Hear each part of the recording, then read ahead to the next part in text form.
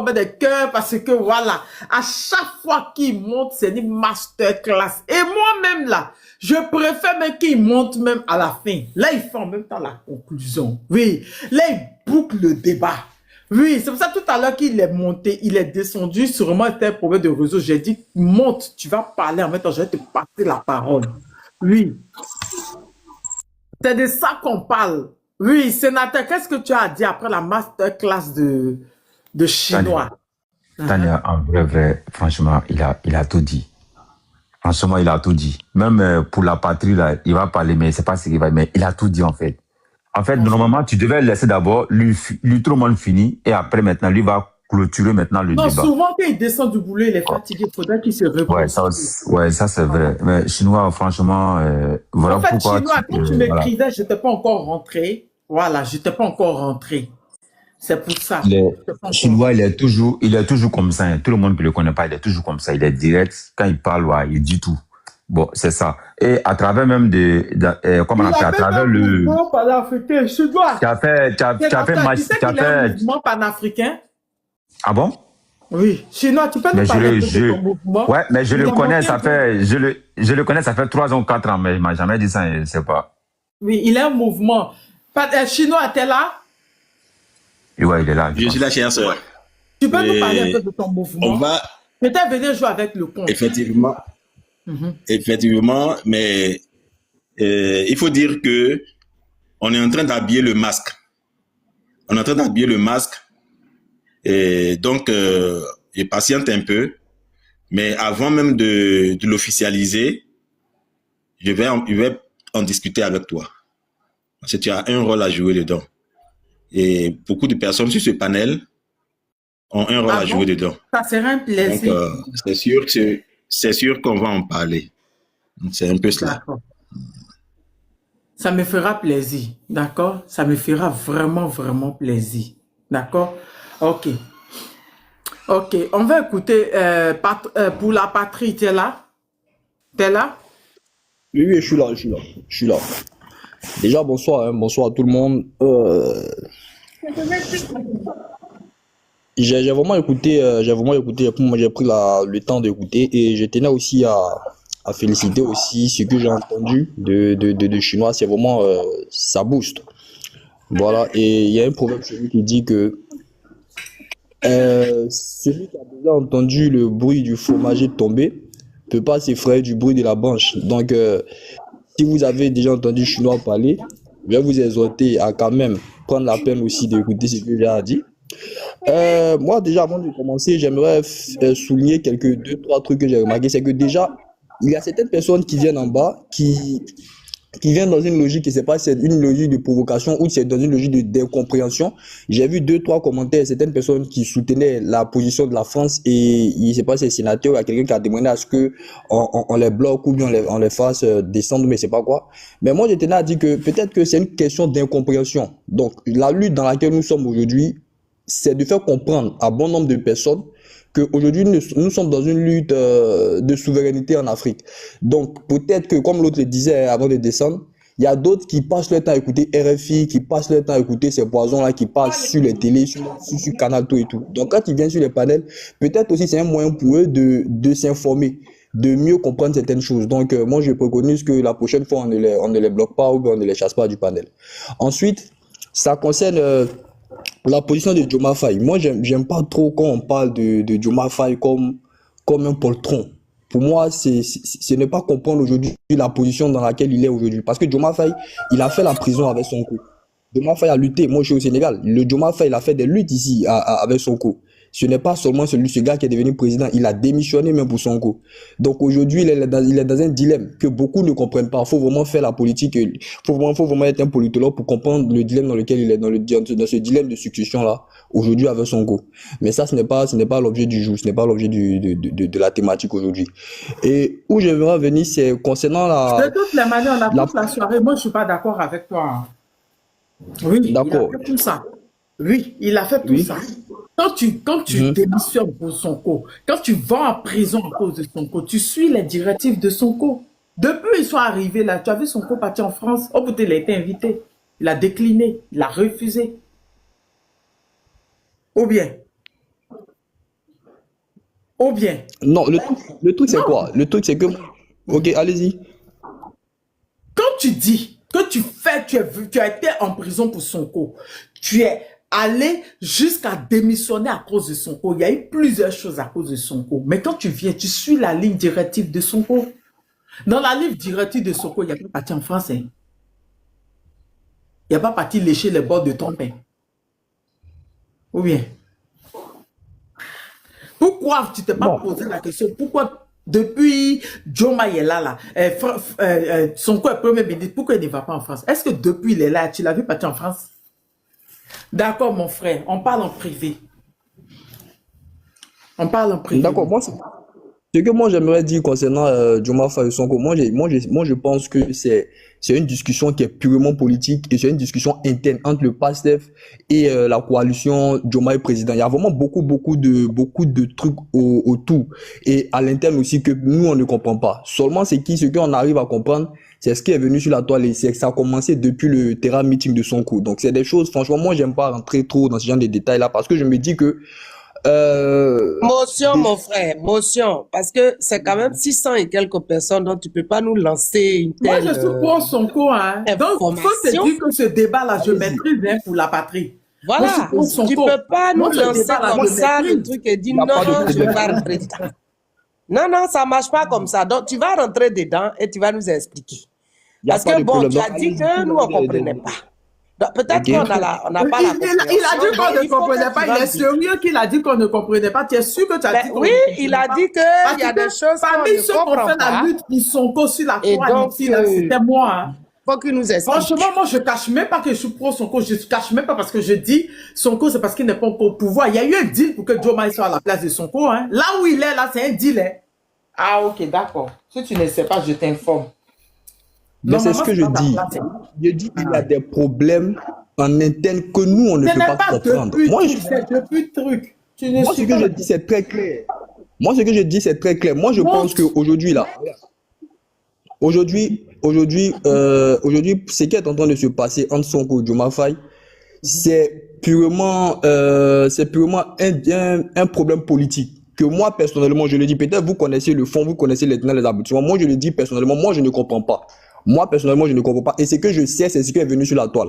Et ça a commencé depuis le terrain meeting où Sonko, avec les patriotes sénégalais, Sonko a interagi avec les patriotes sénégalais, leur C'est fait un bien état de lieu de avant. ce qui est C'est de ce bien qui a été avant. dit. Je parle de ce qu'il a dit au terrain meeting. Il a dit qu'il y a des promesses qu'ils ont eu il y a des promesses qui ont été faites à la population sénégalaise qui depuis lors n'ont pas encore été tenues. Et lui, Sonko, il tient à dire à la population sénégalaise que les gens de l'ancien système, que eux, ils avaient décidé de mettre hors jeu, c'est-à-dire de poursuivre même soit d'autres en justice pour des détournements de fonds pour ce qu'ils ont fait lorsqu'ils étaient au pouvoir. Certaines personnes, certaines têtes encore se retrouvent dans ce système-là. Et lui, Sonko, dans son discours, on a l'impression qu'il n'était pas d'accord, même pas en l'impression, il n'est pas d'accord avec ça. Voici pourquoi il dit que il y a des trucs en interne que moi, personnellement, je ne comprends pas. Parce que moi, je me dis que pour nous qui ne sommes pas dans le parti, et que ces informations nous viennent comme ça dans notre nez, il y a dû forcément avoir quelque chose qui n'a pas marché entre les deux pour que ça arrive aujourd'hui où ça doit arriver. Voilà pourquoi il y a des choses que moi, personnellement, je ne comprends pas. Maintenant, si vous comprenez, comme vous avez dit, vous avez commencé la lutte depuis longtemps. Moi, je n'ai fait aucune lutte pour Sonko ni pour Diomaye Faye. Moi, je suis juste au Sénégal. J'observe juste la politique sénégalaise. Et voici pourquoi je dis, il y a des trucs en interne que moi, je ne peux pas comprendre. Ce que je sais, c'est ce qui vient sur la toile. Donc, je peux pas dire ce que je ne sais pas. Ce que je sais, c'est ce qui vient sur la toile. Maintenant, si vous avez des informations, moi, je suis là, je vais écouter, il n'y a pas de problème. Mais comme je le disais, ce n'est pas là le sujet qui m'a fait monter sur le panel. Ce qui m'a fait monter sur le panel, c'est le discours de, comment on appelle ça, de François Hollande. Et donc, je tenais d'abord, avant toute chose, dire que mon argumentaire sera positionné sur deux éléments, c'est-à-dire en ce qui concerne la position de l'Afrique et puis la position de la France. Parce que sur le panel, il y a certains qui disaient que, comment on appelle ça, certains ont commencé à dire que la France est finie. Ça, c'est ce qu'on sait. La France, elle est finie. La France n'a jamais gagné de guerre. La France a été ci, la France a été ça. Ça, c'est ce qu'on sait en Afrique. Aujourd'hui, là, personne n'est ignorant que la France a une même mise sur tout ce qui arrive comme malheur en Afrique. Ça, tout le monde le sait. Et il y a quelqu'un qui disait une fois que Ce qui se passe en Afrique, c'est une répétition de ce qui était avant les indépendances, avant que cette proclamation d'indépendance ait lieu. La France était celle-là qui prenait des décisions pour ses colonies africaines. Et ça continue, même dans les grandes décisions qui sont prises à l'ONU, ça continue. Nous qui sommes les pays colonisés par la France, il y a certaines décisions que la France continue à prendre pour nous, que ce soit en termes de sécurité, même quand certains États veulent envoyer même leur société sur nos territoires, c'est la France, avec la France, que ces États-là négocient. Donc aujourd'hui, là, c'est des choses que nous savons. Tout ce qui se passe, même la CEDEAO, l'Union européenne qui finance la CEDEAO, c'est ce que nous, en tant qu'Africains, nous savons. Aujourd'hui, nous sommes dans une guerre de souveraineté. Ce qui se passe en France avec sa population, pour moi, franchement, ce n'est pas un problème pour l'Africain.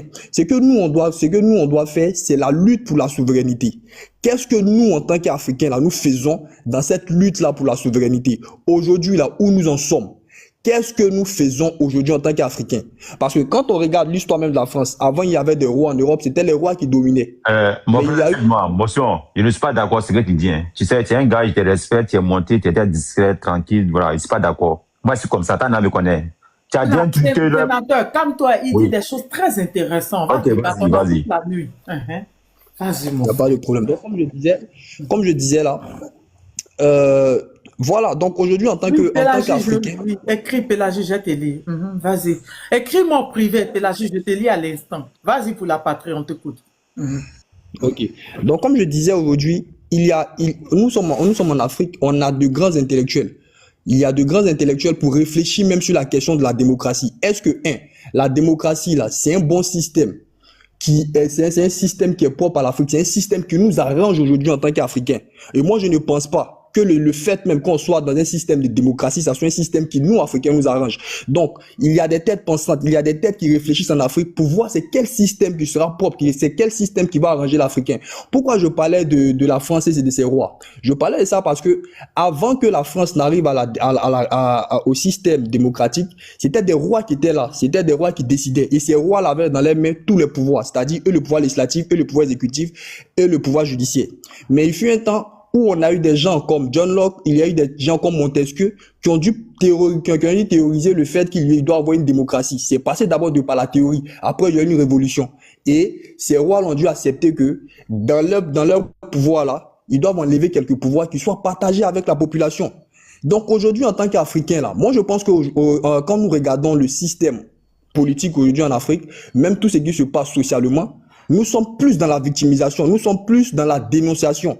Et certains pays même qui arrivent à quitter dans ce système de victimisation là, c'est 2, 3 ans, 5 ans, et après ces pays-là sont bombardés. On prend le cas de Kadhafi. Quand Kadhafi a décidé de venir se poser à la tête de la Libye, il a fait plusieurs années, il a fait des décennies. Mais à la fin, on a vu ce que ça a donné. On a eu Thomas Sankara. À la fin, on a eu ce que ça a donné. Donc, moi, ce que je préconise, c'est quoi? C'est qu'on sort dans ce système de victimisation-là. On sort dans ce système de critique où nous sommes toujours en train de critiquer, toujours en train de dire, non, ça là, c'est ça là, on fait, on veut.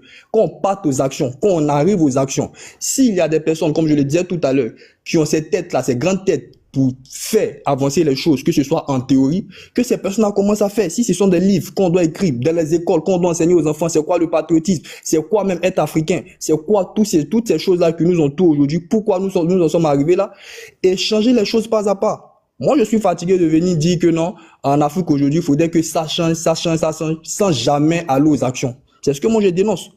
C'est ce que je dénonce. L'autre tout à l'heure, comment ça s'appelle, Afrique Nouveau, elle a parlé comment on appelle ça, de la guerre de l'information. Oui, dans cette guerre-là, il y a eu Canal+ qui a joué un grand rôle. Il y a eu RFI, comme l'autre le disait. Nous tous, on écoutait RFI, on écoutait France 24. Mais aujourd'hui, on a su que ce sont des choses, ce sont des poisons. Et grâce à Internet, grâce à TikTok, aujourd'hui, chacun peut allumer sa télé. Et avec ces informations que nous avons sur le terrain, on arrive à informer bon nombre de la population, bon nombre de personnes qui nous suivent aujourd'hui sur Internet. Et c'est en cela que je dis que aujourd'hui où nous sommes aujourd'hui, arrêtons toujours de venir se victimiser. Parce que même le discours de François Hollande qu'il a dit, regardez comment ça a suscité les choses aujourd'hui. Regardez tout ce que ça suscite. Mais à la fin, là, qu'est-ce qu'il y a? Quand il finit de faire ce discours-là, qu'est-ce qu'il y a? Pour ceux qui font la géopolitique et pour ceux même qui sont aptes même à faire la géostratégie, on comprend plus ou moins que ce qui se passe aujourd'hui en Afrique. L'Afrique, c'est un gâteau. Les gars, ça sert. Même quand les gars, même que ce soit la Russie, ce soit la Chine, les gars ne viennent pas aider les Africains parce qu'ils détestent la France.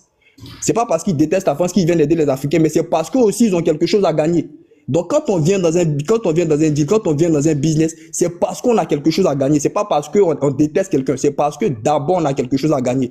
Hormis le fait qu'on se déteste là, mais qu'est-ce que j'ai à gagner? C'est de ça qu'on parle.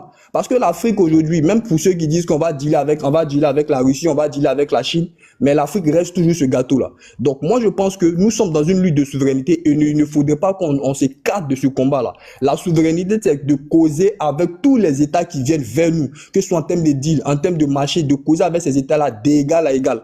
Qu'on sort dans ce système-là où certaines personnes viennent nous imposer et à chaque fois qu'un dirigeant qui a été imposé quitte, on se retrouve avec des enfants de ministres, des enfants de présidents qui ont détenu des milliards et des milliards de fonds, des francs CFA. Mais à la suite même de ces procès, ça va où?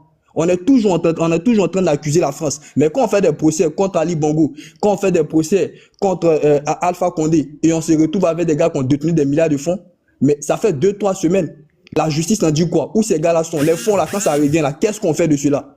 C'est de ça qu'il s'agit aujourd'hui. La population africaine est suffisamment éduquée, elle est suffisamment outillée pour ne plus être dans ce qu'on appelle ce système de victimisation. On est toujours en train de se victimiser parce qu'on suit un système qui a été créé par les Occidentaux. Et ce système qui a été créé par les Occidentaux là, jamais on va les dépasser. Si nous nous ne sommes pas assis pour créer un système qui sera propre à nous. C'est ce que je dis et c'est très simple. Mais si je veux pas trop parler parce que j'ai beaucoup entendu aussi, je n'aime pas faire attendre les autres. Ok, quand il y a parlé de motion, non, ça je vais oublier s'il vous plaît, motion. Pour la patrie, tu as bien parlé. Tu as parlé avec du respect, tu es un gars, tu es monté, tu es très respectueux. Bon, je sais que tu es un étudiant au Sénégal. Moi, je ne suis pas un étudiant. Moi, j'ai que 2 diplômes. J'ai un diplôme de PP de la restauration et j'ai mon diplôme de ceinture noire. Moi, je n'ai pas fait le long étude. Voilà. En fait, je vais te dire quelque chose, je vais être direct avec toi, en fait. Très direct. Tu as dit un mot là, comme on appelle, nous les Africains, on ne doit pas se mener ce qui se passe ici en France. Moi, je vais me mener les dents. Tu vois ce palais présidentiel qui est à Paris là, qu'on appelle Élysée ou Élysée là. Il y a un groupe, ils ont créé un celui pour l'Afrique, pour les présidents Afrique. Quand tu demandes beaucoup les Africains, ils pensent que c'est Emmanuel Macron a le temps pour s'occuper de toute l'Afrique. Non. Ils ont créé un celui au lycée là. Ils ont créé un celui là-bas en fait. Eux là, c'est eux qui s'occupent de ton président, Draman. D'après vous, le président, il est le préfet. Quand il doit faire des conseils des ministres là, c'est pas lui. Hein. On écrit et on envoie par la fax. On envoie ça par fax. Et ce qu'il doit dire voilà, merci d'avoir une seule, voilà. Ce qu'il doit dire dans son conseil de sécurité, là, c'est la France qui écrit. Et c'est eux qui dit. Tu sais, non, la politique, là, ça ne demande pas d'aller à l'école. La politique, tu fais mise en jour le logiciel de ton cerveau et tu analyses les choses et tu vas comprendre directement ce qui se passe. Et c'est là-bas, là, comme je te dis, là, cette cellule-là, c'est là-bas tout se passe. Et Draman que tu vois là, il n'est pas un président, c'est un préfet en fait. C'est un statut qu'ils ont mis ça en Côte d'Ivoire. Faye que tu parles là, Diomaye Faye là, il a un statut seulement, une petite statue qu'on construit pour le placer où les gens tournent là. C'est un statut. Il décide rien en fait. Et c'est ici qu'il décide. Si eux disent oui là, c'est oui. Et c'est ça maintenant, les Africains disent, on ne veut plus en fait. C'est nous-mêmes là, on va prendre nos décisions. Et c'est nous-mêmes qui doit dire ça. Et c'est nous qui doit dire oui, ça c'est bon, ça c'est pas bon. Et toi, tu viens me dire à moi, sénateur, faut pas qu'on va s'occuper de la politique des Français. Moi, sénateur, je vais m'occuper de eux. Tant qu'ils mettent leur bouche là, dans nos affaires là, moi, je vais faire ça. Faut dire à les Français là, qu'ils n'ont qu'à essayer de prendre les bases militaires qui sont en Côte d'Ivoire, au Sénégal, au Gabon et en Djibouti et j'en passe là, qu'ils n'ont qu'à retirer. Ici en France là, il n'y a pas une base militaire ici en France. Il n'y a pas une base militaire française, il n'y a pas une base militaire ivoirienne, une base militaire turque, il n'y en a pas ici en France. Avant, il y avait une base militaire américaine qui était ici. La France a demandé à la Russie que la Russie n'est qu'à les aider pour dégager cette base-là. Qu'ils ont pris leur souveraineté. Et c'est ça l'Afrique veut en fait. C'est très simple comme de l'eau à boire. Et je m'arrête là. Merci à tout le monde. C'est ça que je voulais te dire. Ok, j'ai une motion. Je répète. Ok, tu prends ta motion et puis après on va écouter docteur qui a une motion aussi. Ça marche. Frère, t'as pas eu l'impression que dans ton discours est rempli de contradictions? Bien évidemment que oui. Tu parles des Africains qui c'est-à-dire se victimiser. C'est-à-dire, voilà des mots qu'on vous prête avec des antennes sur votre tête et vous répétez comme des perroquets. Les Africains sont dans l'émotion, ils sont des pleurnichards, ils sont des ceci. Alors, frère, si tu connais l'histoire de Moi, l'Afrique... Aigle royal. J'ai dit afro. Afrique. Écoute-moi, ma soeur. Oui, Moi, j'ai une seule question à te poser, puis tu vas continuer. vas-y. Nous n'avons pas le droit de se plaindre des pillages, des tueries. Ma soeur, c'est la partie du film là que moi je comprends pas. Donc si on pleure aussi là, on n'a pas le droit. Wow. Voilà c'est-à-dire que vous pensez que le monde là, parce que moi je vais te mettre à ta place. Hein. Oui, je vais te mettre à ta place. Non, mais Parce pardonnez, que vous maman. parlez Maman, dans Africa, le pardon, non, vide. avec du respect, parce qu'il est monté avec du respect, s'il vous plaît. Non, Exactement. non, C'est ouais, une il est discussion. monté à... C'est Je un suis pas... débat. Afrique Nouvelle, c'est un débat. Oui, il est la contradiction, mais on ne va pas le frustrer. D'accord? Vas-y. Non, mais on va pas le frustrer, mais quand même, je vais dire que Moi, j'écoute. Hein. Après, depuis ça que la France s'assied sur la tête de l'Afrique, quand même, on a le droit de pleurer. Quand ils ont bombardé le palais présidentiel pour nous installer le moribond assis là-bas en Côte d'Ivoire, on a quand même le droit de pleurer. Quant au Mali, nos frères et sœurs qui étaient en train de se marier, qu'on bombarde, on nous dit, oups, on n'a pas fait exprès, mais on a le droit de pleurer. Quand on pille notre richesse, hein, gratuitement, en nous imprimant bien sûr des papiers de toilette qu'on appelle le franc CFA, ben on a le droit de pleurer. On a le droit de nous plaindre quand même. Et donc, si on se plaint, vous trouvez que, en fait, les Africains doivent arrêter de pleurnicher. On pleurniche parce que nos papas qui sont, par exemple, dans les champs de café et de cacao, qui utilisent leurs énergies 365 jours de l'année, à qui on vole le travail, leur énergie. Ah, ceux-là aussi, ce sont des pleurnichards. Donc, je pense qu'à un moment donné, il faut que vous compreniez que là, dans la période où on est ici, là, le double discours, ça ne passera pas ici. Parce que nous estimons que nous avons pris le temps d'étudier ce mécanisme et ce système dans lequel nous sommes. En ce qui me concerne, moi, j'ai passé 25 ans de ma vie, bientôt 26 ans de ma vie, frère, à étudier ce système-là, sur tous les aspects. Tu comprends? Donc, je ne suis pas en train de pleurnicher. Mais un peuple qui a été complètement abouti, parce qu'il faut que vous ayez ce qu'on appelle une mémoire historique avant de vous exprimer sur un réseau social et donner votre avis. Parce que avant de venir dire qu'on pleurniche, en 1884-1885, lors de leur conférence de Berlin, mon frère, on n'a pas demandé ton avis, hein. Pour qu'aujourd'hui tu t'appelles Ivoirien, pour qu'aujourd'hui tu t'appelles le Malien, pour qu'on t'imprime le franc CFA, hein? C'est de ça qu'il s'agit. Donc non, mon frère, on n'est pas en train de pleurnicher, mais nous sommes bien conscients. D'autant plus que nous sommes conscients que la guerre de l'information, c'est par là, c'est-à-dire à travers la parole qu'ils ont abruti les Africains, qui t'ont mis à travers leurs études qu'ils ont imposées à l'Afrique, où on n'a pas le droit d'apprendre, par exemple, notre histoire. Mais nous sommes obligés d'apprendre l'histoire d'autrui, qui te permet de répéter comme un perroquet et d'avoir l'arrogance de venir ici, nous traiter de pleurnichards. Non, ça s'appelle de l'injure.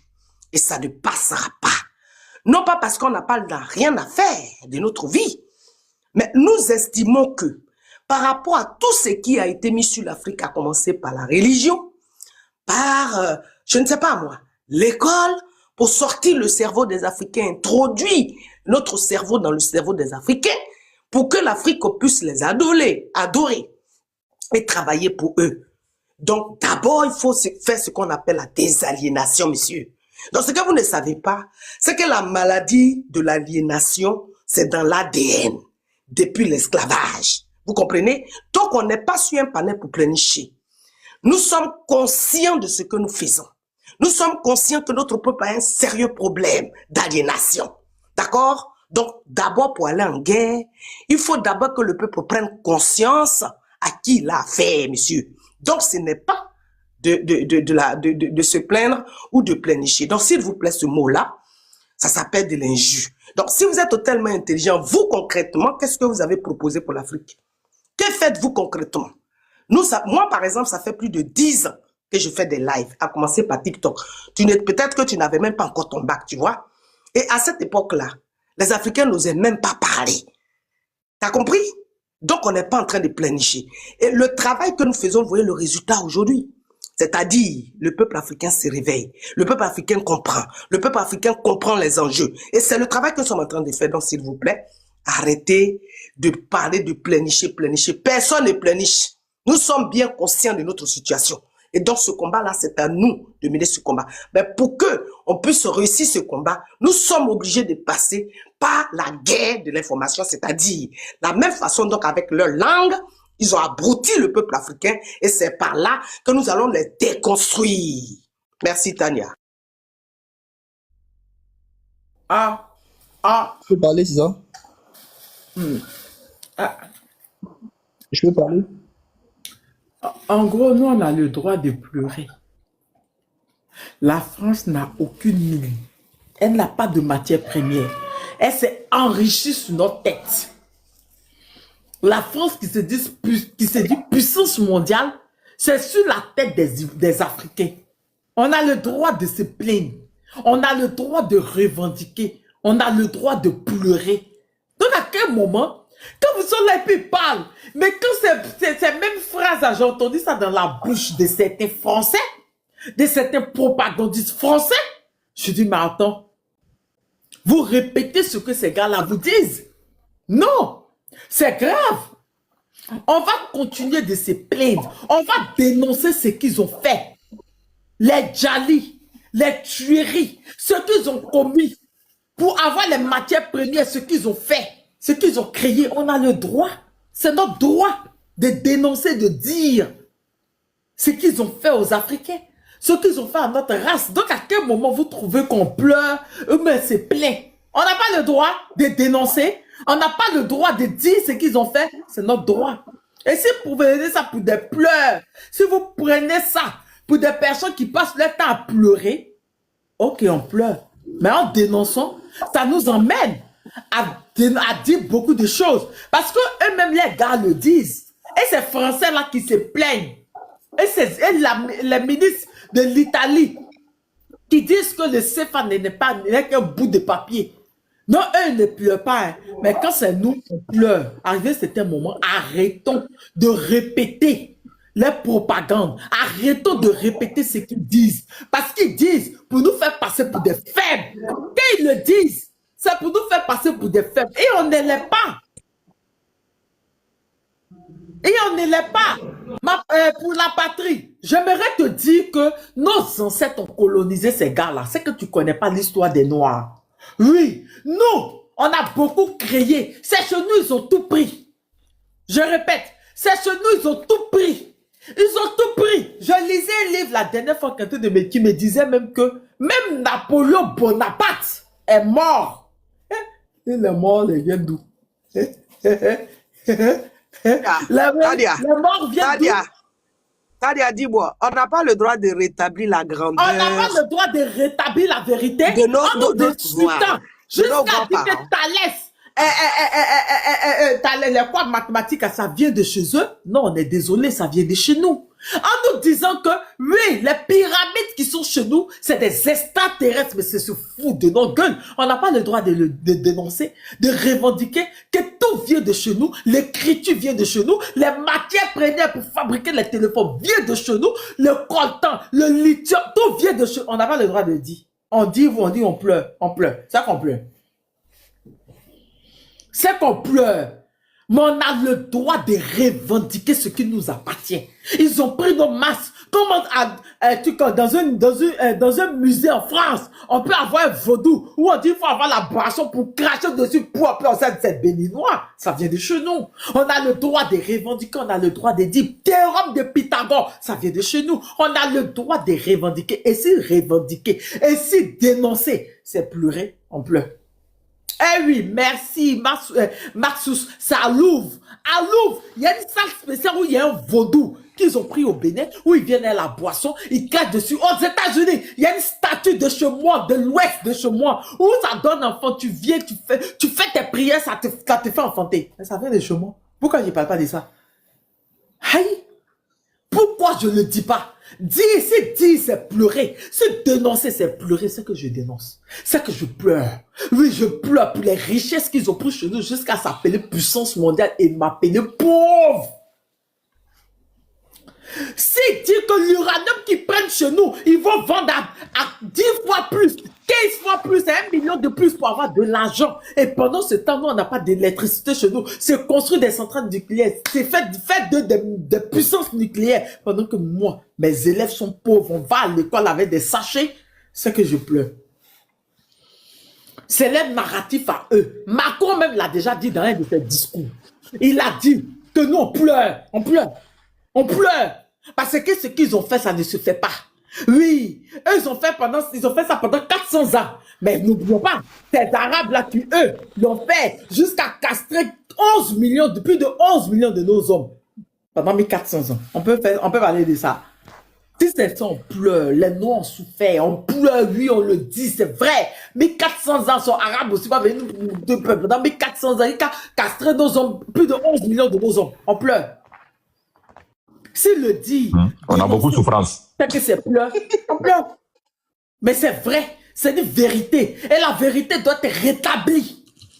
C'est simple. C'est bon pour la partie. Pardon, Tania. Bonsoir, Tania. Je suis là, ça fait un bout de temps. Non, attends, non, elle doit Tania, mets-moi en grand 2 secondes. Attendez, la patrie va répondre. Non, la patrie va attends. 2 secondes. Je vais lui expliquer l'aliénation, là, ça vient d'où? Ça s'appelle la tentacule. Ok, je vais activer ma caméra et il va mieux comprendre ce que je lui explique. Alors, attendez, je vais juste tourner ma caméra. Voilà. Regarde mon cher frère ici. Tu vois l'image ici? Est-ce que tu vois l'image là? Regarde, tu as le cerveau en haut ici. Et tu as plusieurs images là. C'est-à-dire que ton cerveau répétiteur, comme le perroquet, il y a la tentacule en fait qui prend ton cerveau, ce qui est dedans à travers les études que tu apprends. Je répète. La tentacule, éducation. C'est écrit ici. Éducation. Donc, c'est à travers cette éducation de ce qu'on t'inculque dans ton cerveau, toi, en tant qu'Africain, donc on sort en réalité ta pensée que tu es né avec, qui te donne la capacité, d'accord, de réfléchir. On te le pompe. Et ils mettent ici, d'accord, et c'est avec ça qu'on t'aliène dans ton cerveau. Est-ce que tu connais ça? Tout ça est long. C'est un livre. Après une nouvelle. C'est un livre Tout ici. ça est long. Oui. Pour ma batterie. Nos masques. Ils Voilà. nous ont dit que c'est les dieux. T'as vu? J'ai pas envie de rentrer. Ne me faites pas rentrer dans les trucs. Hein. Non, c'est bon, Ils Tania, nous ont sans moi en donné- grand, c'est bon là. Attends. Parce qu'il faut qu'ils comprennent que leur cerveau, ils ne tiennent pas leur après, cerveau. calme-toi. Au lieu d'aller plus loin, calme-toi. Pour la patrie suprême, comment tu vas, suprême leader? Comment tu vas, mon frère? J'aimerais vous dire que nos ancêtres, les masques, les trucs de nos ancêtres, qu'ils ont dit que c'était mauvais là, ils n'ont pas jeté. Hein. Ils ont pris ça dans les musées. Ils utilisent ça. Ils vont faire ces rituels-là eux-mêmes. Ils ont dit que c'était pas bon. Qu'on devait brûler, qu'on devait jeter. Mais pourquoi au moment de jeter, ils ont pris? On a vu l'année passée. Le roi togolais, le roi camerounais, le roi Bamoum, le camerounais, pardonnez, aidez-moi. Le trône de ses arrière-parents, le roi Bamoum, merci. Ils ont volé le trône. Tu sais ce que signifie un trône royal? C'est spirituel. C'est notre tradition à nous. Ils ont pris parti déposer dans les musées. Et il est parti récupérer. Mais quand tu regardes la vidéo, au moment où il est en train de prendre, il est en train de... Pour avant de s'asseoir. Mais faut n'est pas chez maintenant. Il s'assit dessus en plein musée. Merci Baradji.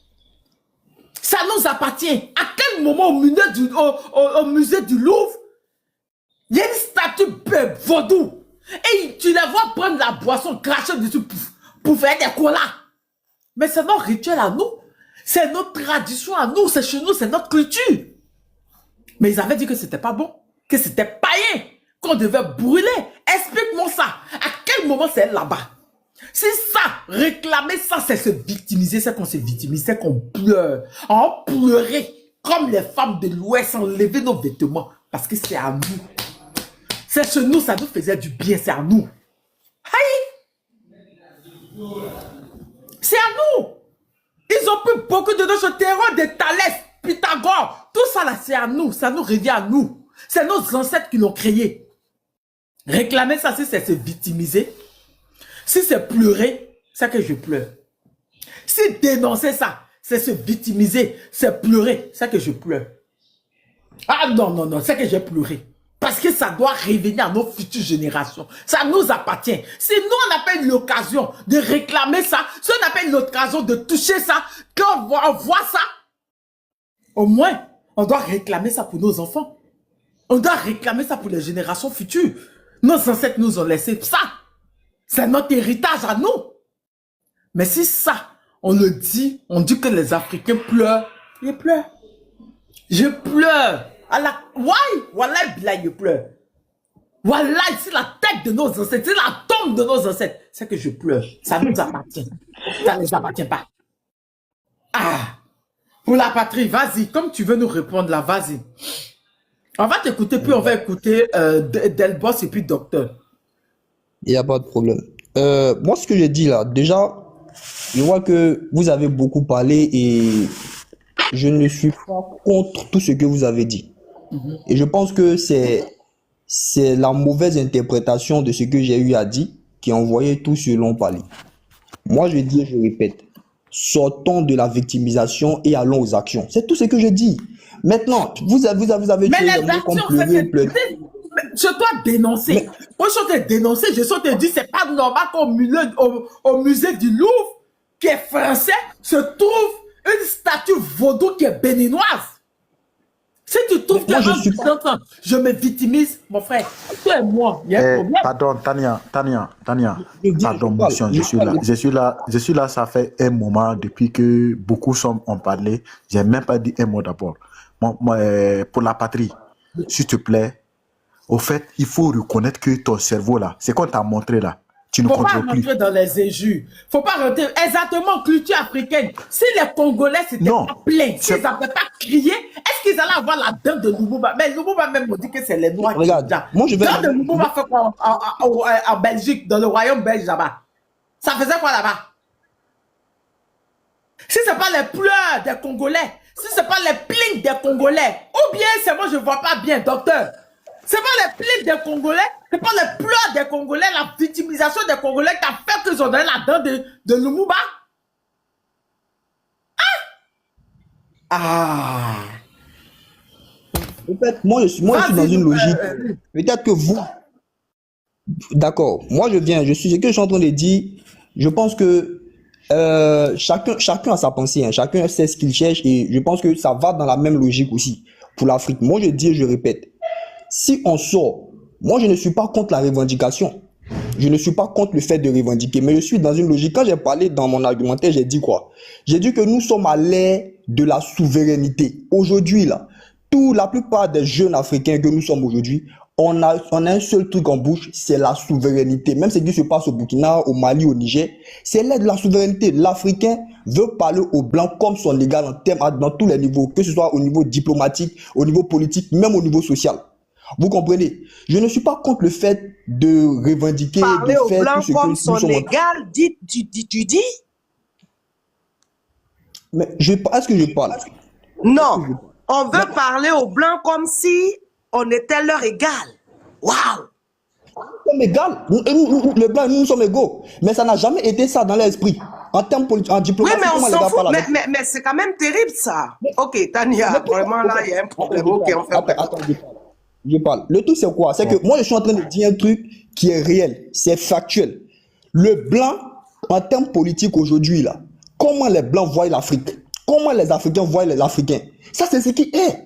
Et moi, je dis quoi? Je dis qu'aujourd'hui, nous, jeunes que nous sommes là, nous, on ne veut plus vivre ces mêmes conversations que nos parents ont eues avant avec les Blancs. C'est-à-dire quand l'Africain, le noir, il voyait le Blanc et puis se soumettait là. Nous, on ne veut plus vivre ça. Parce que nous sommes à l'ère de la souveraineté. Nous sommes à l'ère de la souveraineté. C'est ce que je dis. Et les actions que nous devons mettre vis-à-vis de ça là, c'est de sortir de On tout dit ce qu'on parle aux Blancs comme si on était leur égal.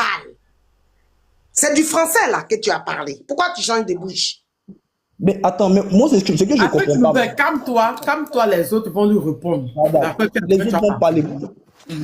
Madame, Pardon, motion, je peux parler un peu. Je peux parler un peu. Tu vas parler, frère. Moi, je me monologie. Quand je finis, tu vas parler. Non, dans ce que tu as dit, donc tu es en train de dire l'opticien, coupe ton micro. L'opticisme, je sais pas. Donc tu es en train de dire que les Blancs sont supérieurs à nous.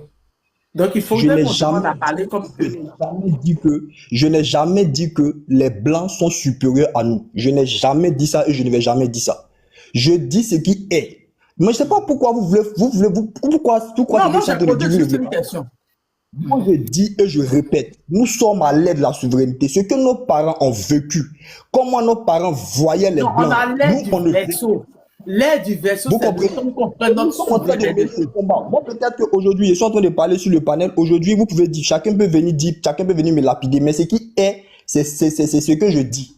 Quand on va, et quand on va sur le terrain de la politique, quand on va en termes diplomatiques, c'est quand un diplomate américain va voir un diplomate ivoirien comme son égal. Ça n'a jamais existé. Et c'est pour ça que nous sommes en train de mener les combats. C'est pour ça que tous les combats sont en train d'être menés en Afrique. C'est pourquoi nous soutenons, comment on appelle ça même, le capitaine Ibrahim Traoré. C'est pourquoi nous soutenons les pays de l'AES. Ce que je dis, c'est factuel. Moi, je dis un truc qui est très simple. Et dans mon argumentaire, moi, je pense que vous avez juste soulevé ce que vous arrange. Moi, je dis aujourd'hui, là, quelles sont les actions qu'on met derrière? Parce que là, on a des pays, l'Africain noir n'a pas été le seul à vivre la colonisation. Mais on a des pays aujourd'hui qui arrivent à s'en sortir. Il y a des pays qui ont été colonisés, mais qui arrivent à s'en sortir aujourd'hui. Qui arrivent aujourd'hui aussi à avoir une place à l'ONU. Mais nous, en tant que jeunes Africains, là, moi, je veux qu'on parte aux actions concrètes. Que dans 10 ans, là, on s'asseye et puis on puisse parler aussi des projets comme comment faire les machines, comment faire, comment on appelle ça même, des robots. Comment créer peut-être une 20G, 15G. C'est de ça que je suis en train de parler. Le fait que nos statues soient au musée du Louvre, le fait que nos statues soient aux États-Unis, en Chine, où que vous voulez. Mais tant qu'on n'est pas puissant, on n'aura pas une voix qui va porter pour dire que demain on signe un document qui fera que samedi on va partir prendre notre document, on va partir prendre nos statuts. Tant que on ne va pas se mettre aux actions. Et j'ai dit quoi? J'ai dit qu'on a des cerveaux en Afrique. Nous avons des têtes pensantes en Afrique. Parce que pour que les rois, les empereurs français, les rois français puissent dispatcher leur pouvoir, il y a eu des gens comme Montesquieu, comme John Locke, qui ont eu à théoriser ce qu'on appelle la démocratie aujourd'hui, ce qu'on appelle la séparation des pouvoirs. C'est passé par une théorie. Et ils ont étudié la société pour comprendre que si le problème arrive, c'est parce que le roi, il a tous les pouvoirs de ses mains. Et pour cela, il faudrait qu'on sépare les pouvoirs. C'est comme ça la démocratie est née. Et je dis qu'en Afrique, on a ce genre de cerveau-là qui peuvent changer ce système démocratique. Parce que pour moi, le fait qu'il y ait une démocratie déjà, ça fausse déjà le jeu. Parce que quand on a la démocratie en Afrique, les Occidentaux, ils ont déjà un moyen de négociation avec les différents candidats qui vont se présenter. Et déjà, ils savent qui ils vont mettre. Donc, moi, c'est ma logique qui est là. Et c'est ce que j'ai dit dans mon argumentaire. Je dis qu'il faudrait qu'on change ce système-là. Mais quand je dis un mot, vous me dites que non, tu dis que les Blancs sont supérieurs à moi. Quand je dis, pourtant, c'est ce qui est, c'est la vérité, c'est ce que le Blanc pense. Le Blanc, là, n'a jamais pris le Noir comme son égal. Et nous, on est en train de mener un combat pour que le Blanc, quand il vient causer avec nous, ils se disent que, immédiatement, dès son barrage, ils se disent que, ah, dans lui et moi, nous sommes pareils. Mais ce n'est pas ça dans les têtes. Et on inculque ça. Nous mettons dans nos écoles aujourd'hui. Je crois que l'Afrique Nouveau, elle a montré un document où elle parlait des tentacules. Mais qu'est-ce qu'on nous apprend dans nos écoles? Vous m'avez traité de tous les noms. Moi, j'ai accepté, j'ai écouté. Parce que je me suis dit que vous ne comprenez pas ma logique, au fait. Qu'est-ce que nous, on nous apprend à l'école? Il y a beaucoup parmi vous, peut-être, qui ne connaissent, qui ne savent pas mon combat, qui ne savent pas où je suis. Qu'est-ce qu'on nous apprend à l'école? Dès le bas âge, au CP1, qu'est-ce qu'on nous apprend même à l'école primaire? On nous apprend que nous sommes descendants d'esclaves. On nous apprend que nous avons été dominés par les Blancs. Et si nous, en Afrique, on nous apprend ça, eux, qu'est-ce qu'on leur apprend chez eux? On leur apprend que les ancêtres ont dominé nos ancêtres. Et de là, de par là, déjà, nous, l'Africain, on nous apprend que nous avons été soumis aux Blancs, et lui, on lui apprend que lui, il a été supérieur aux Noirs. Déjà, les dieux sont biaisés. Donc, quand moi je viens, je fais un discours, et déjà, vous commencez à me lapider parce que ce qu'ils sont en train de dire, j'ai dit que sortant de la victimisation, et ce mot-là, déjà, ça crée déjà polémique parce que j'ai dit sortant de la victimisation, pourtant, c'est ce qui est. Moi, je ne me plains pas qu'on revendique, mais je dis que pour que ta voix puisse porter, même le Congo leur a donné la dent de Patrice Lumumba, c'est juste peut-être l'honneur de revenir, peut-être que la dent revienne sur la terre. Mais qu'est-ce que ça change véritablement au Congo aujourd'hui? Au Congo aujourd'hui, là, qu'est-ce que ça change véritablement? Moi, je suis pour ceux qui veulent un changement concret. Une Afrique où sa jeunesse là sera souveraine. Une Afrique où sa jeunesse va s'asseoir et regarder aussi les autres de bas. Va s'asseoir et regarder de haut les autres. Va s'asseoir et va dire aux Américains que nous, on a quelque chose à proposer sur la table. Si tu n'as rien à proposer, on ne négocie pas avec toi. C'est ce que moi, je suis en train de dire. Maintenant, bon à vous de comprendre ce que je dis. Et si vous voulez me lapider, lapidez-moi. Mais moi, j'écoute et je donne mon point de vue. Et ce que moi, j'ai à dire, c'est ce que je viens de dire. Si, pour vous, l'Afrique et les Occidentaux causent de façon, cause d'égal à égal, il n'y a pas de problème, mais c'est pas ce que moi je vois. Si pour vous, le fait de se victimiser tous les jours, de rappeler à nos enfants qu'on a été esclaves, de rappeler que nos statues sont dans les musées aux États-Unis, c'est ce qui va changer l'Afrique, c'est ce qui va faire avancer les choses, il n'y a pas de problème. Si c'est le moyen que vous avez utilisé, il n'y a pas de problème. Mais je pense que c'est assez de balles qui font qu'on dit on peut aller en guerre. C'est pas une seule balle qui fait la bataille. Il y a plusieurs balles. Donc moi, je suis peut-être dans une des balles qui pense que c'est pas le fait de rappeler tout le temps qu'on a été esclave, de rappeler tout le temps qu'on a été esclave qui va faire changer les choses. On peut rappeler aussi à nos enfants que on est descendant de Pharaon. On peut rappeler à nos enfants aussi que on est descendant peut-être des grands guerriers comme Sundiata Keita, comme Sékou Touré, comme Kankou Moussa. On peut rappeler ce fait-là à nos enfants. On peut dire à nos enfants que on a des statues qui sont dans les musées. Mais pour que ces statues-là reviennent là, faudrait qu'on ait des personnes qui pensent à la souveraineté. Faudrait qu'on ait des personnes qui pensent au patriotisme. Faudrait qu'on ait des personnes qui comprennent que le jeu politique est déjà biaisé et que ce système-là doit changer pour que l'Afrique soit souveraine de façon totalitaire et concrète. C'est de ça que moi je suis en train de parler. Merci.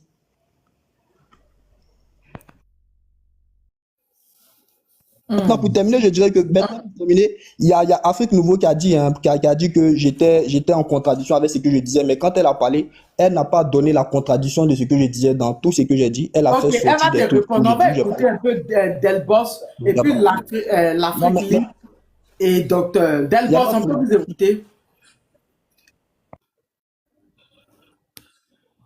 Delbos, vous êtes là. Delbos 1, Delbos 2, Delbos 3. Vas-y, Afrique Libre.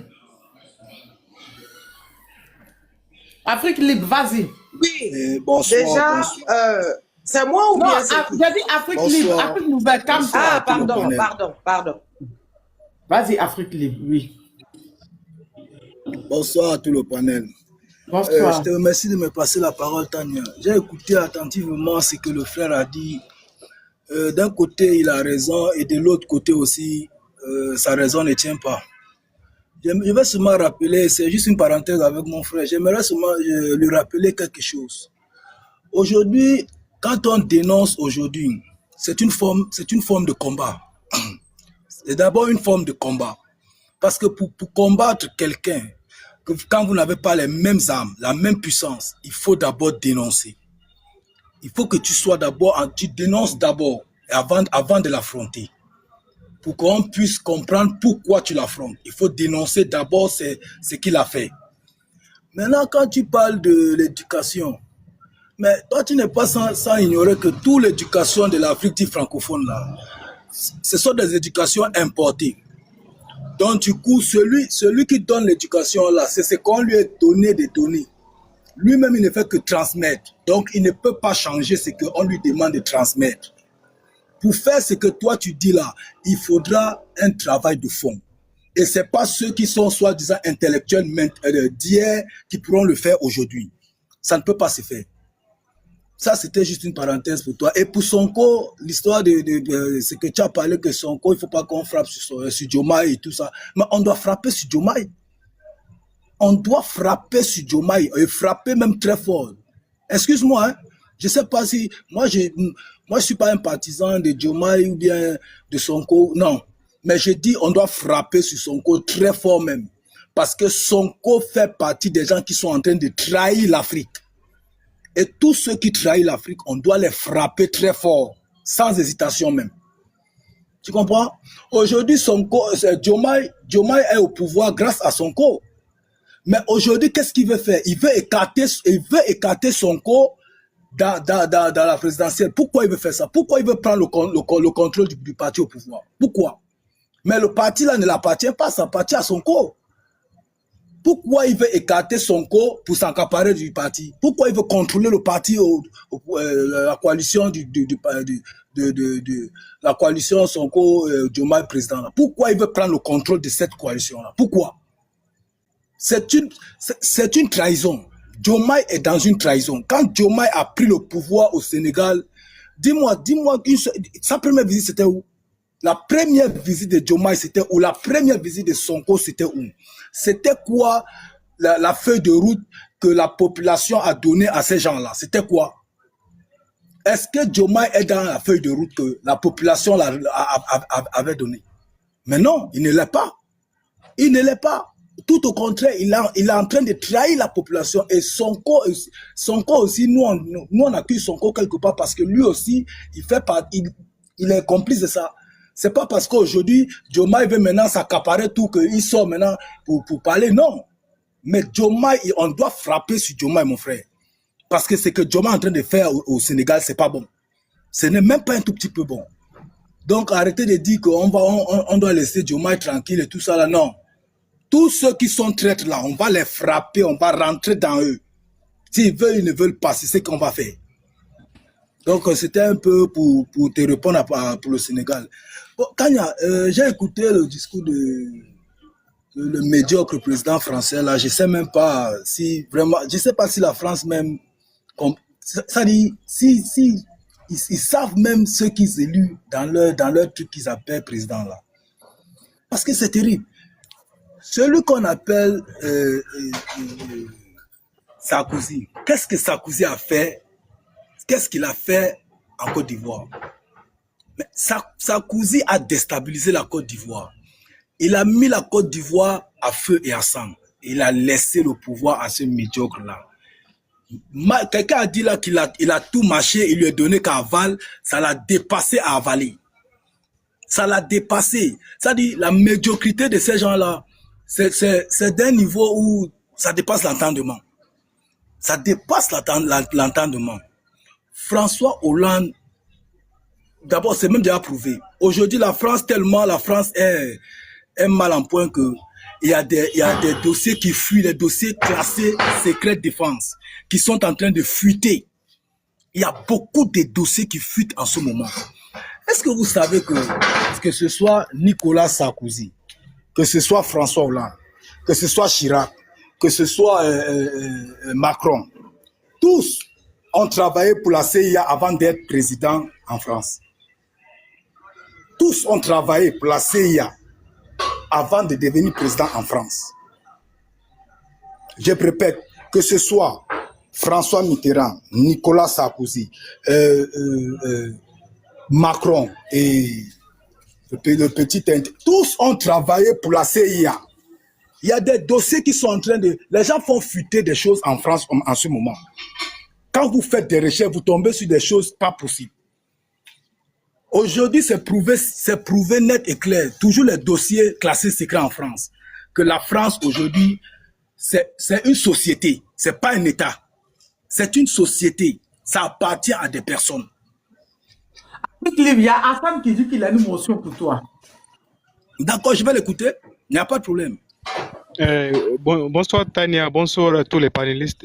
Bonsoir. J'aimerais un peu rebondir sur le petit rappel qu'a fait mon frère, l'Afrique de liberté. Quand l'autre là, Diomaye et Sonko étaient en prison, est-ce que vous ne m'avez jamais demandé quel est le deal qu'ils ont passé pour arriver au pouvoir? C'est ça que jusque-là les Sénégalais ne comprennent pas. Diomaye est venu au pouvoir par la bénédiction de la France-Afrique. Donc mon frère a oublié de souligner ce point-là. C'est-à-dire que les gens voient comme sinon on est en train de frapper Diomaye trahit. Il faut expliquer la vérité aux Africains. Diomaye a été élu pour rompre avec le colonialisme.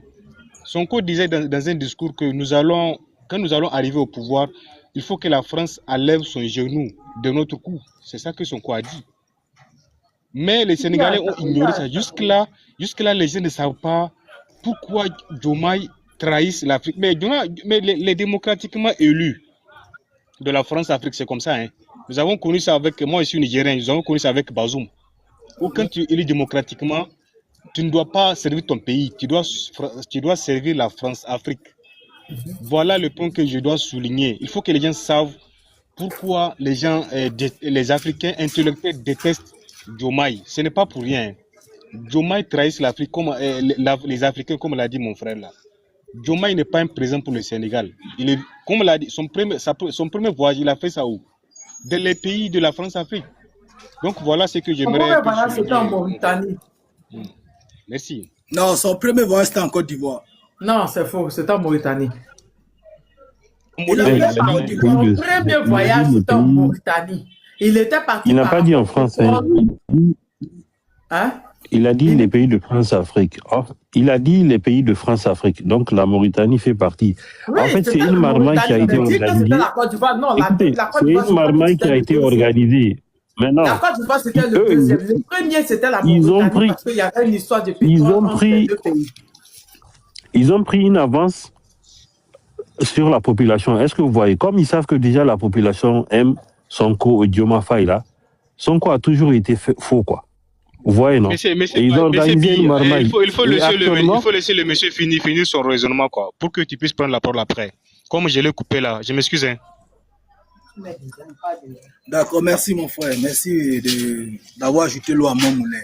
Donc, j'étais en train d'expliquer, Tania, que aujourd'hui on sait que la France, c'est pas un État. C'est une société qui appartient à des personnes, à des groupes de personnes, notamment les multinationales. Les dossiers ont fuité, où ça explique tout le fonctionnement de la France depuis la chute du roi, depuis leur soi-disant révolution du roi, où des gens se sont accaparés, où des gens ont formé. La révolution là, ça a été préparé et formé par des groupes de multinationales en France, qui ont réussi leur révolution et qui ont pris sur eux le fait de contrôler la France et d'installer soi-disant la présidentielle. Tous les présidents qui sont arrivés en France après la chute des rois là, tous sont placés par ces gens-là. Il n'y a personne qui est venu là-bas parce qu'il est venu étant élu. Non. Tous ont été placés. Le document qu'ils ont fait fuiter là, ça explique tout. Jusqu'à Macron qui est là aujourd'hui. Ça explique jusqu'à Macron qui est là. Macron, c'est un petit esclave des Rothschild. Je répète, Macron là, c'est un petit esclave des Rothschild. Donc lui-même là, il ne prend aucune décision. Aucune décision, il n'a aucun mot à dire. C'était pour revenir sur le discours de François Hollande. Mais François Hollande, il parle pour qui? François Hollande parle pour les États-Unis, il ne parle pas pour la France. Il ne parle pas pour la France. Quand il dit que non, la Russie veut attaquer, non, il n'y a rien de mieux quand tu mets la peur dans une population. Pour contrôler une population, il faut mettre une peur, il faut installer une peur en eux. Une fois que tu as installé la peur dans une population, tu la contrôles. Et c'est ce que la France est Macron est en train de faire en France. Macron veut installer la peur en France, dans la population française, pour briguer un troisième mandat. C'est ça l'objectif de Macron. C'est ça son objectif. C'est pas que non, il parle pour les États. Quand il parle ça, c'est une façon de vouloir légaliser tout ce que Macron se prépare à faire. Macron, ça dit, il veut faire quelque chose. Il veut emmener la France en guerre pour se maintenir au pouvoir. C'est lui qui est toujours le va-t-en-guerre et c'est lui qui est toujours en train de demander la paix. On ne sait même pas finalement ce qu'il veut. Mais ce qui est sûr, Macron cherche un troisième mandat en France. Il cherche à briguer un troisième mandat. Et pour ça, il faut qu'il installe la peur en France. Il faut que les Français aient peur, que les Français doivent croire qu'on veut. Mais Poutine l'a dit clair, que pour déstabiliser la France, il n'a pas besoin de tirer une seule arme, un seul coup de fusil. Il a dit ça clair, il n'a pas caché. Il a dit, si moi je veux déstabiliser la France, je n'ai pas besoin de tirer un seul coup de fusil. Et on sait pourquoi il a dit ça, on sait comment il peut faire. Et on sait qu'il est en train de faire. Voilà pourquoi aujourd'hui, la France est en train de mettre tous les moyens en jeu pour vouloir ça dit, passer la ligne rouge en Ukraine. Parce qu'ils veulent une confrontation.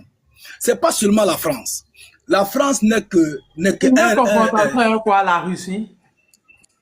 Mais là, ça n'a même pas de la peine de se déplacer. Non. Macron sait qu'une fois il a passé la ligne rouge, si la Russie veut faire une confrontation, c'est tout l'Union européenne, c'est tout l'OTAN. Il sait de quoi il fait, il sait ce qu'il fait. Ils savent ce qu'ils font. Il sait que s'il passe la ligne rouge en Ukraine, si la Russie veut l'attaquer, la Russie aura affaire à tout l'OTAN, à toute l'Union européenne. Et il veut plonger ça dans l'Union européenne. C'est juste un moyen pour préparer quelque chose pour rester au pouvoir. C'est la même chose que j'avais expliqué pour Ouattara. Il veut faire un coup d'état constitutionnel comme ses enfants. Oui. C'est exactement ça que Macron cherche à faire en France. C'est la même chose quand j'avais dit que tout ce que Ouattara fait là, Ouattara veut installer, c'est la même chose en Côte d'Ivoire. Il veut un petit soulèvement, il veut un petit show pour dire que non, comme il y a le désordre dans le pays, je vais rester à continuer à assurer les intérêts. Non, c'est ça que Macron est en train de vouloir faire en France. C'est la même chose. Même en Allemagne, en Angleterre, tous ces gens-là, ils savent qu'ils sont sur le point de partir. La population, mais ça, c'est parce qu'on le met ça dans les journaux. Mais l'Europe est debout. L'Europe est debout. La population européenne, là, ils sont debout. Eux-mêmes, ils ont ouvert les yeux. Eux-mêmes, ils comprennent maintenant aujourd'hui qu'on les manipulait, comme nous aussi, on comprend aujourd'hui qu'on nous manipulait depuis. L'Europe aussi, c'est ça maintenant. Tous s'élèvent. Et ça fait peur à tous les dirigeants européens. Tous autant qu'ils sont. Ils ont peur à cause de ça. Parce qu'ils comprennent que l'Europe est en train de comprendre leur jeu déjà. Donc, c'est pour vous dire, Tania, qu'aujourd'hui, on n'est plus dans le non, la France tombera d'elle-même. Et j'ai entendu Chinois dire quelque chose de très, très pertinent. Que les Africains veulent un peu négliger ça souvent. Au départ, comme tu as dit, Tania, l'Afrique a dominé le monde. Le noir a dominé le monde. Faudrait pas que les gens fassent semblant de ne pas le savoir. Et une fois que, si on a fait ça une fois, on va le refaire. Et c'est en train de venir. Et c'est ça qui fait peur. C'est pas seulement l'Europe, hein. C'est pas seulement l'Europe qui a peur de la montée en puissance des Africains aujourd'hui. C'est pas seulement l'Europe. C'est jusqu'en Asie. Même les Chinois ont peur. Même les Chinois ont peur de la montée en puissance des Africains. Parce qu'ils savent qu'une fois l'Afrique est montée en puissance, rien ne peut plus les arrêter. Et du coup, qu'est-ce qu'il faut faire? Mais les gens croient que c'est... Les Chinois, là, eux, quand ils rentrent dans un pays, ils viennent pour leurs intérêts. Hein. Ils ne viennent pas dans un pays pour dire qu'ils viennent faire... Non. Si les intérêts... Le Chinois est capable de... comment on peut dire? Le Chinois, il est capable de s'entendre avec les Européens sur le dos des Africains. Faut pas qu'on va se tromper. Le général Tchani a dénoncé ça. Faut pas qu'on va se tromper. Le Chinois, il est capable de... Le général Tchani a dénoncé ça. Oui, c'est ce que je dis. Le Chinois est capable de faire ça.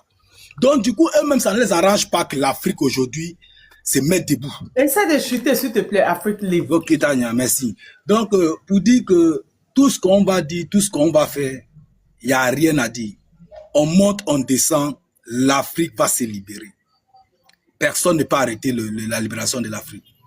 Merci, Tania. Merci. Merci. Docteur, vous êtes là depuis. Oui, merci. Merci beaucoup, Tania. J'espère que tu vas bien. Bonjour à tout le monde aussi sur le panel. Et notamment, salutations à ceux qui ont pu intervenir, donner leur avis. J'ai écouté assez religieusement l'intervention de beaucoup, depuis que je suis là. Mais bon, Tania, tu vois, hein, il faut quand même reconnaître que notre vieux système là, avec une photo, avec le thème affiché, ça nous manque beaucoup. Parce que sincèrement, là, je ne sais pas si je prends la parole. Est-ce que ce sera comme une forme de réponse à une motion? Je ne sais même pas. Est-ce que ce sera une parenthèse? Je ne sais pas. Parce que TikTok, ils étaient trop fatigants. Quand tu mettais ça, ils te mettaient des restrictions. Bon, maintenant, je crois qu'ils ont allégé un peu. Non, je sincèrement, parce que là même quand je vais prendre la parole, je ne sais pas si je serai en train d'ouvrir juste une parenthèse. Donc je ne sais pas l'immensité du débat, je ne sais pas. Donc vraiment, ce serait bien que tu reprennes avec notre vieux système là. Ce serait vraiment bien. Mais bon, je vais faire un peu comme tout le monde, prendre un peu des sujets ça et là, parce que je pense que c'est peut-être on est dans les divers. Mais j'ai entendu que les gens beaucoup plus insistaient sur la situation au Sénégal. Et donc, j'estime que bon, c'est un peu le nœud peut-être du sujet. Mais Tania, moi, je pense que c'est toujours dans ce même. Moi, je sais que tu es une fervente défenseur de l'autre là, de Monsieur Ousmane Sonko. Et d'ailleurs, même quand le PASTEF a été élu ici, bon, le panel n'a pas dormi. C'était chaud. Hein, c'était une victoire mémorable. Ça, je m'en souviens comme si c'était hier. Mais après beaucoup de Sénégalais sont même montés sur le panel parce que nous autres là, on était très, très, très bizarres, puisqu'on a émis un peu quelques doutes sur la pérennité de cette union au sein du PASTEF, notamment entre Ousmane Sonko et Diomaye. Les Sénégalais sont montés sur le panel pour dire, vous ne connaissez rien du Sénégal, tout.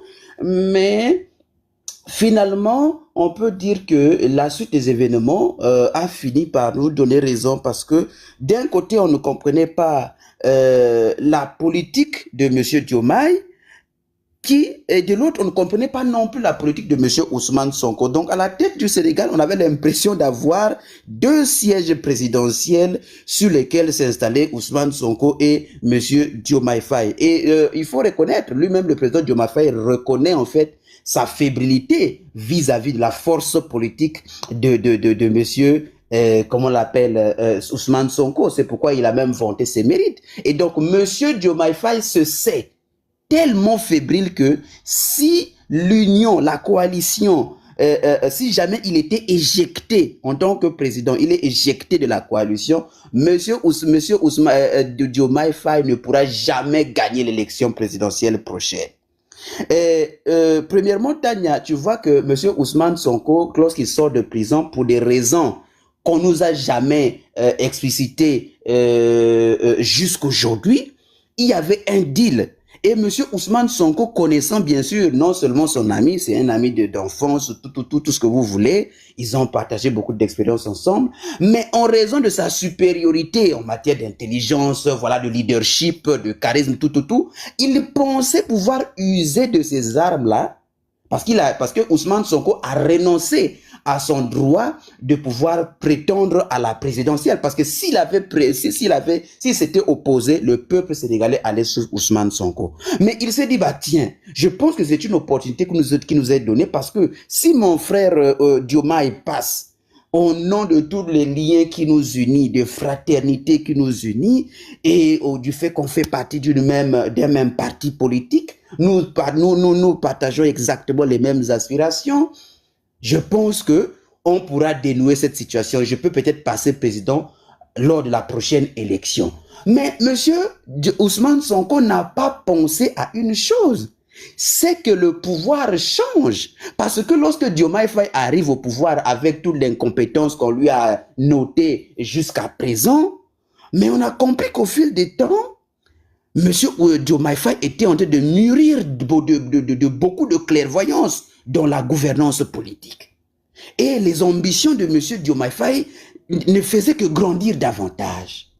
Parce qu'on ne peut pas comprendre qu'au sein du PASTEF, on a un président pastéfien, on a un premier ministre pastéfien, mais ce dernier n'arrive pas à avoir jusqu'aujourd'hui accès à une autorisation de pouvoir prétendre à une présidentielle prochaine. Pourquoi? Parce que les verrous sont instigés de manière insidieuse par M. Diomaye. Lui, il sait que si jamais Diomaye Faye et plutôt Ousmane Sonko obtient cette autorisation de pouvoir postuler, moi je ne vais absolument rien gagner. Je vais perdre. Et c'est ça aussi qui l'incite à procéder à des changements au sein du PASTEF. Mais Tania, moi je pense que la réponse a été claire. La réponse d'Ousmane Sonko a été claire parce que juste après, vous avez vu le meeting monumental qui a été organisé par Ousmane Sonko. C'est ça une démonstration de force. Voilà, on peut parier ici, on peut mettre au défi Diomaye Faye de convoquer un meeting pareil. Ça dit que Ousmane Sonko n'est pas là, lui il fait pareil, on va voir. Est-ce que vous comprenez? Donc, tu comprends, Tania, que monsieur Diomaye Faye est en crise de crédibilité actuellement. Et donc, il a grand intérêt à maintenir Ousmane Sonko à ses côtés. Parce que s'il y a une rupture qui est consommée, Tania, je t'assure que monsieur Diomaye Faye, qui, on le rappelle, c'est un candidat de circonstance. Le PASTEF n'a jamais vraiment, c'était pas le pari premier du PASTEF. Donc, qu'il ne se berce pas d'illusions. Moi, je te dis, docteur, moi, j'avais reçu l'information. Bon, quand j'ai vu les médias en parler, heureusement que j'ai beaucoup d'amis au PASTEF. Heureusement, sinon, moi, je n'étais pas à clasher Diomaye. Hein. Non, dès que c'était pas, dès que moi, j'ai vu Diomaye. Tu vois comment il papa Diomaye, c'est à cause de son corps. Souvent, je fais du vu et ignorer. Mais, j'ai tellement de choses à lui dire. Donc, tu vois, en fait, déjà dès le début, nous là, nous on avait perçu. Docteur, vous savez, vous étiez là. Moi, j'ai toujours dit, moi, je vraiment Diomaye, je connais son faux. Donc, s'il y a séparation, moi, il y a son anglais, là, il va m'expliquer. Ben, la partie là, je ne comprends pas. Ici, je ne vais pas parler à cause de Sonko. Parce qu'ils ont dit, moi, Diomaye, Sonko, voilà, quoi, qui voit Diomaye, voit Sonko, et tout comme ça. Donc, il ne peut pas parler. Mais t'es prête, hein? Aïe, j'étais trop prête. Mais, j'ai été sage. J'ai demandé, ils ont dit que ça s'est réglé et je crois 24 heures, mais combien de temps après c'est sorti pour dire que c'est réglé tout et tout. Tu vois? Mais là, Diomaye, il va nous envoyer son bon, j'espère qu'il aura le cadeau s'il a fait cette erreur-là. Effectivement, Tania, c'est pourquoi je dis que finalement, tout ce qu'on avait dit dès le départ, c'est parce que c'est vrai aussi, hein, on nous avait reproché de « Ah, mais vous, les gens viennent d'arriver, il n'y a même pas un mois, vous commencez à dire que ça va pas aller. Qu'est-ce que ça veut dire? Donnez-leur du temps. » Bon, c'est vrai. C'était vraiment essayer d'avoir raison trop vite et trop tôt. C'était pas, voilà, c'était pas bien. Mais finalement, le temps a fini par tout concrétiser et malheureusement, voilà, nous sommes très attristés parce que les Sénégalais sont en train de voir même en Diomaye un véritable traître, comme un planteur de couteau dans le dos. C'est ça le qualificatif qui lui a attribué. Les Sénégalais estiment que le comportement de Diomaye, c'est comme un planteur de couteau. Donc, autrement dit, une trahison entre frères. Et je pense que ça peut être inscrit dans la mémoire des Sénégalais qui va faire qu'on ne peut même pas le voter. Sincèrement, si cette rupture est consommée, aux yeux des Sénégalais, Ousmane Sonko se verra comme celui qu'on a planté le couteau sur le dos par Diomaye. Et malheureusement, ce dernier ne pourra pas résister. Voilà. Donc, ce dernier est en crise de crédibilité. Il est fébrile actuellement. Donc, ce qu'il cherche, c'est essayer de sauver un peu son visage. Maintenant, j'aimerais un peu peut-être, bon, je pense que, bon, il y avait aussi un autre sujet sur lequel peut-être je pouvais... Non, le sujet que j'ai commencé avec, c'était celui de Macron veut créer la psychose pour rester au pouvoir. Ok, voilà, merci. Le message de Ségolène hier, elle est en train de dire que, voilà, c'est un chef faible qui veut devenir chef de guerre pour se maintenir au pouvoir. Oui, merci. Tu avais écouté Ségolène hier? Oui, ça, j'ai entendu, mais j'en viens. Mais parce que quand tu regardes tout ce qui a commencé depuis l'Ukraine, là, en fait, c'est elle qui a démontré, c'est elle qui fait que je puisse remarquer tout son fait. Son soutien à l'Ukraine, son soutien à Zelensky, il veut rester au pouvoir, en fait. Elle n'est pas la seule, même Florian Philippot, lui, il avait exactement, lui, il a toujours dit ça depuis. Florian Philippot a toujours expliqué comment est-ce que M. Emmanuel Macron était mu par une volonté de s'éterniser au pouvoir, faire un peu comme comme un peu Vladimir Poutine, comme un peu Xi Jinping, etc. Donc vous allez voir que... Il veut faire troisième mandat comme ses enfants. Exactement. Maintenant, si je viens maintenant sur le sujet, mais Tania, toi, je pense que vous avez suivi l'intervention du chef d'état-major face à l'ensemble des maires de France. Mais c'est ça qui a créé tout ça. C'est ce qui a fait que l'opposition est sortie hier. C'est ce qui a créé tout ça, oui. Mais l'opposition, malheureusement, quand ils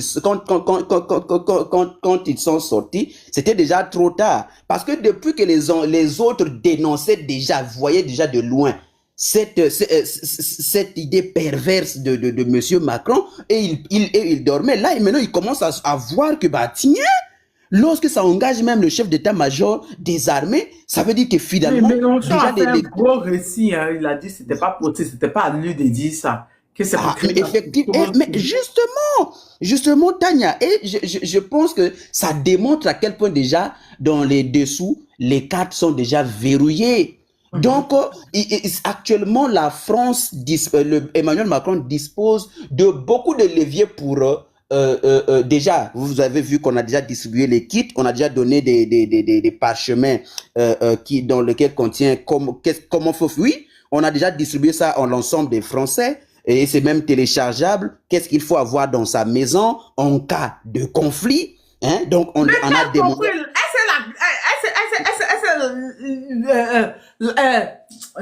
La France est en conflit, tu peux dire. Mais la Russie a dit qu'ils sont en conflit avec eux. La Russie a déjà dit qu'ils sont en conflit à la France. Mais justement, tu comprends. En fait, c'est la parole de Tolstoï là qui les emmène à faire croire que la Russie va les calculer. Tu comprends pourquoi on voit déjà dans cette idée la volonté perverse de Macron de pouvoir s'aimer une psychose, une peur bleue au sein des Français pour que lorsqu'il va finalement prétendre à briguer un troisième mandat, que ça ne puisse pas faire grand feu. C'est pourquoi j'ai aimé vraiment même, il y a certains corps d'armée à la retraite qui ont pris la parole, qui ont fustigé le général, qui se sont adressés directement au chef d'état-major de français pour lui expliquer à quel point il était hors de son rôle en prenant la parole de cette manière. Ce n'était pas son rôle de dire ce genre de choses.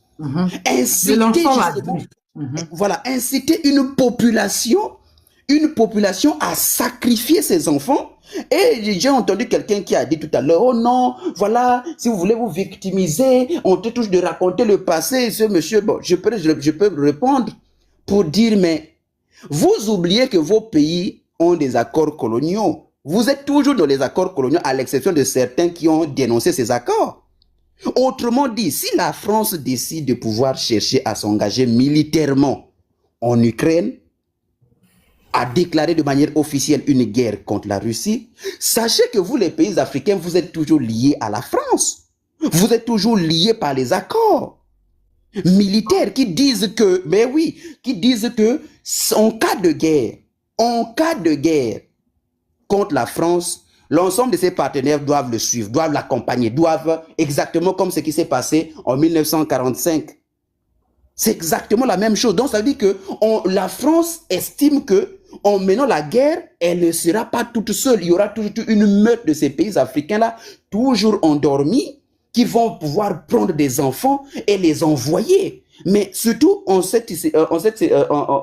stade actuel, en raison des réalités des Africains, Tania, est-ce que tu vas t'étonner que les Africains puissent se retrouver demain à combattre aux côtés de la France? On ne pourra pas être étonné.